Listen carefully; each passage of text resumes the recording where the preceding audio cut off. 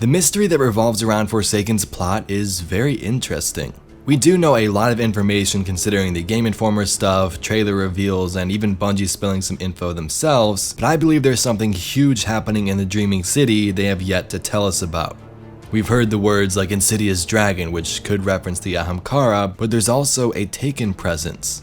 So in today's video, let's dive deeper behind SAVATHUN'S possible plan and what it might mean for the content after Forsaken.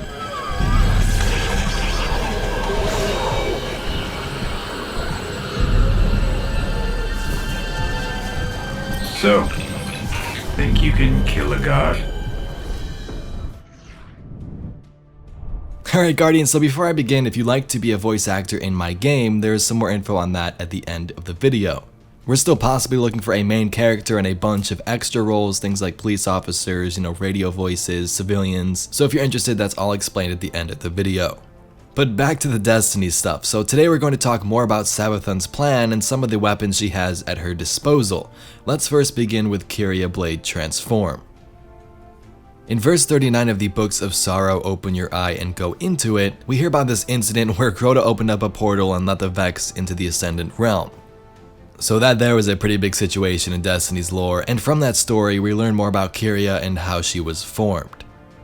The Vex clattered around, constructing large platforms. At first their constructions were deranged because they didn't understand the sword logic, which defied all rules in Oryx's throne world. The geometry here perplexed them.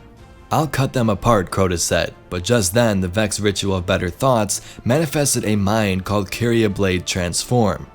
Quria deduced the sword logic. "I have to kill everything," Quria resolved, "then I will be powerful."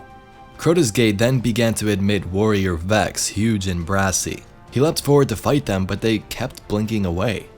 After they fled from Crota, they killed 2,000 of Oryx's acolytes and 10,000 of his thrall. Soon they had established themselves as powers in this world by right of slaughter. "Come forth, sister wizards," called Ir-Halak. Ir-Anuk pulled a sword star out of the sky. Together, the wizards charged it with killing power and made an Annihilator totem, which they used to smash the Vex. "Close the wound, brother Crota," Anuk ordered. "We will find a cunning way to destroy them, but only after they stop constructing problems on us." But Quria had instanced itself to the other side of the gate and built a fast hold to keep the way open. Quiria's objective was to exploit the paracasual physics of Oryx's throne to become divine. From here it then organized a series of test invasions. For 100 of years local time, the siblings fought the Vex. When the Vex came into the Sword world, they were inevitably annihilated, but when the Hive went into the Vex world, they lost too much of their power to win. "Father's going to eat our souls," Halak sighed. Quria captured some worm larvae and began experimenting with them. Soon, Quria Blade Transform manifested religious tactics. By directing worship at the worms, Quria learned it could alter reality with mild ontopathogenic effects. And being an efficient machine, Quria manufactured a priesthood and ordered all of the subminds to believe in worship. Then it set about abducting and killing dangerous organisms so it could bootstrap itself to the Hive godhood. For some Vex reason though, Quria never attempted to introduce worm larvae into its mind fluid. And that's basically the end of the card there.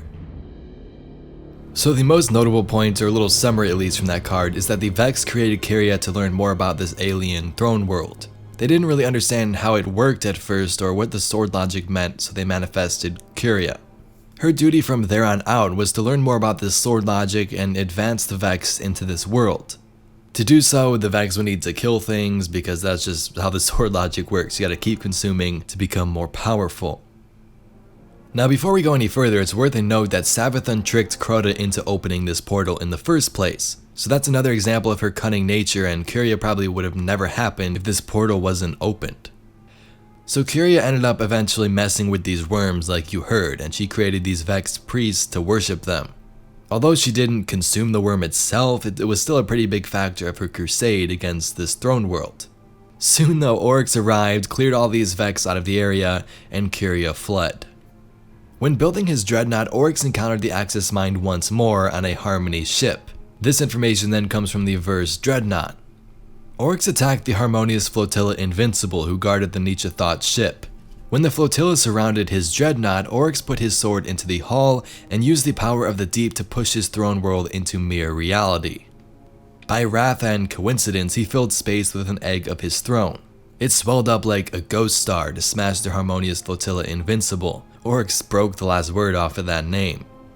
In the Nietzsche thought ship, Oryx hoped to find the location of the gift mass which had been left behind by the traveler.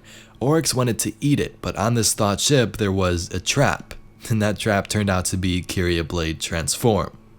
So this is where the two then meet up again. On the ship, Oryx was ambushed by Quria, who believed she had a chance to take him down or at least simulate him.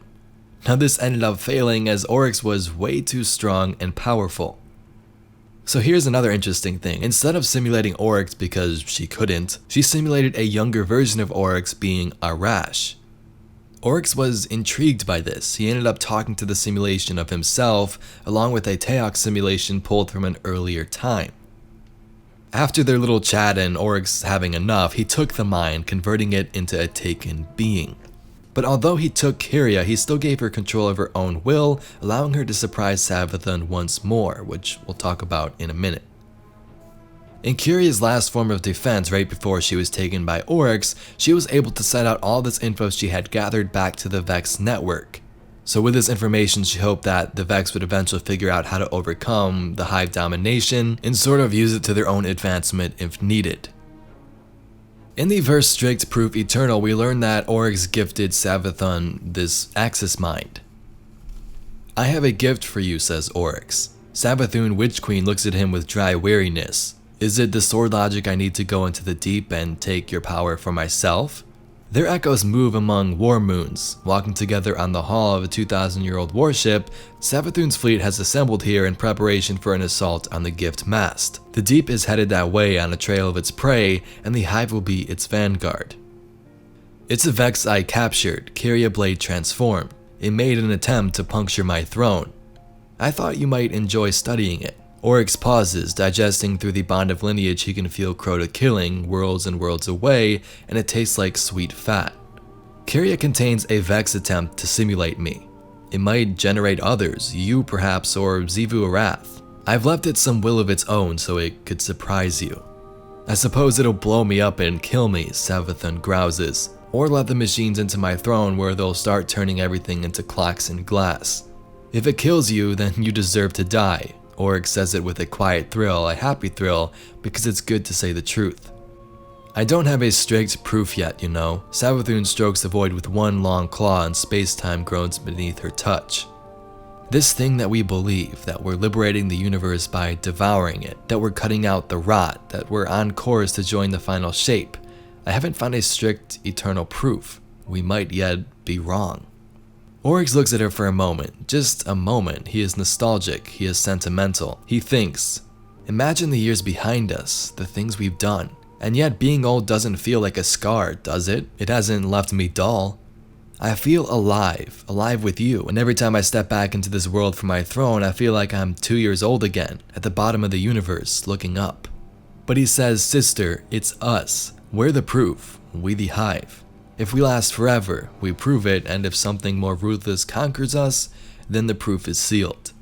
She looks back at him with eyes like hot needles. "I like it," she says. "That's elegant," although of course she has had this thought before. So very interesting info, right? You might ask, who cares? Why did I just sit through that whole explanation of this Vex creature if it's not even in the game? Well, this is where things might change. As I'm sure most of you are aware, within Destiny 2 we've been getting, huge hints of Savathun's appearance sometime in the future, but alongside that is also Quria. So it's pretty safe to assume that the two are either working together or Savathun has control over the mind, given that it was gifted to her. As Oryx said, it does have its own will. Although it's completely taken, it can still decipher things for itself, things like that. So in time we're going to have to find out. Now in terms of Forsaken, will we see Quria or Savathun? Now in my opinion, most likely not, but you never know. We have been told that there is a huge Taken presence in the Dreaming City, which led me to create this video in the first place. With Game Informer's description of an insidious dragon taking over the area, the Ahamkara may also play a huge part. But with all that stuff, that's where I get kinda confused. Why would all this Taken energy be here if it's related to Ahamkara? Is it trapped there by Taken energy? Who knows? But regardless of whatever's there, I wouldn't rule Savathun and Quria out because of her cunning nature and her personality. Anyway, Guardians, that's all I have for today's video. If you enjoyed, please be sure to give this video a thumbs up and subscribe for some more awesome Destiny 2 news and entertainment. Let me know down below what other mysteries would you like me to dive into, and I thank you all for watching. So before I go, here's some more info on the voice acting options for my game. Linked below there is a doc that has all the available characters. You have things like a police officer, extra characters, civilians, and so on. The main character is also on this list. That's a bigger part, but most of them happen to be small. So if you are interested, go ahead, pick out a part, record it preferably with a microphone, and email it to destinyguides@yahoo.com. I said this before, but even if you tried out for other parts, go ahead and give it another go. These are different characters, and your voice may fit the role perfectly, you never know.